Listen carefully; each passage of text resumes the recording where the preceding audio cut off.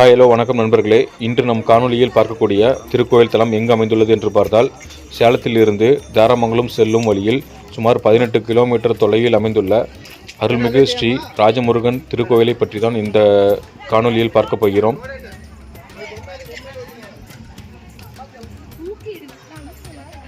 இக்கோவில் தலமானது சேலம் தாராமங்கலத்தில் உள்ள மிகவும் பிரசித்தி பெற்ற ஆன்மீக தலமாக பார்க்கப்படுகிறது. ஏற்கனவே நிறுவப்பட்ட இக்கோயில் சிலையானது உருவ வடிவமைப்பின் காரணமாக மக்கள் மத்தியில் பெரும் சர்ச்சைக்கு உள்ளாகி மீண்டும் இக்கோயிலானது பிரதிஷ்டை செய்யப்பட்டு 56 அடி உயர சிலையாக நிறுவப்பட்டு மீண்டும் ராஜமுருகனாக காட்சியளிக்கிறார். பல தடைகள் மற்றும் பல்வேறு சமூக ஊடக விமர்சனங்களை தாண்டி நிறுவப்பட்ட இக்கோவில் 2025ஆம் ஆண்டு நடைபெற்ற பெரும் கும்பாபிஷேக விழாவிற்கு பிறகு சேலம் மாவட்டத்தின் அடையாளமாக சிறந்து விளங்குகிறது. இக்கோவிலில் கம்பீரமாக காட்சியளிக்கும் ராஜமுருகனை தரிசனம் செய்ய சேலம் மாவட்டம் மட்டுமல்லாமல் சேலத்தை சுற்றியுள்ள அனைத்து மாவட்டங்களிலிருந்தும் பக்தர்கள் வந்து முருகனை தரிசனம் செய்துவிட்டு செல்கின்றனர்.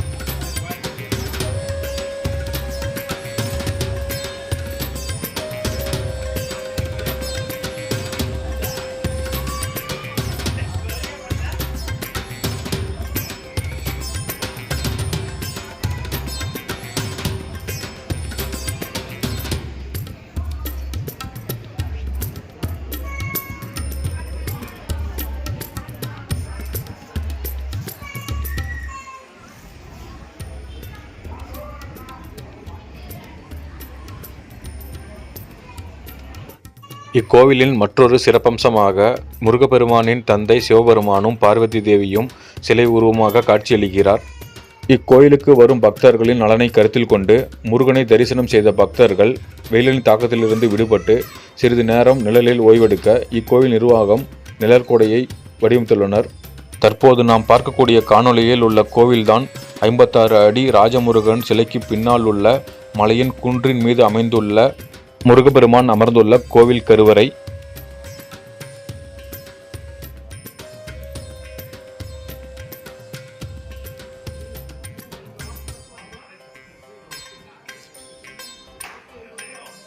திருமண தடைகள், தோஷங்கள், தொழிலில் நஷ்டம் போன்றவற்றால் பாதிப்படைந்தவர்கள் இந்த கோயிலிற்கு வந்து முருகனை தரிசனம் செய்துவிட்டு சென்ற பக்தர்கள் நிறைய பேருக்கு வாழ்க்கையில் மாற்றம் நடந்திருப்பதாக தெரிவிக்கின்றனர். பல தடைகள் மற்றும் தோஷங்களை நிவர்த்தி செய்யக்கூடிய ஆற்றல் இக்கோயிலில் உள்ள முருகப்பெருமானுக்கு உள்ளதாக நிறைய பக்தர்கள் தெரிவிக்கின்றனர்.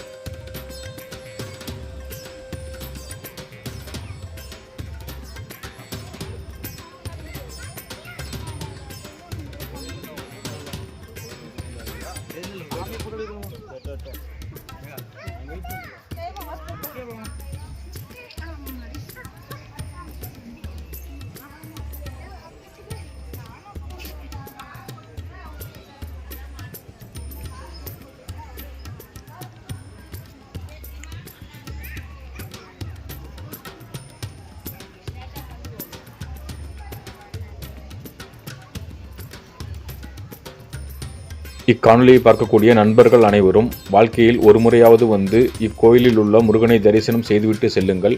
முருகனை தரிசனம் செய்தால் உங்கள் வாழ்க்கையிலும் வெற்றி நிச்சயம்.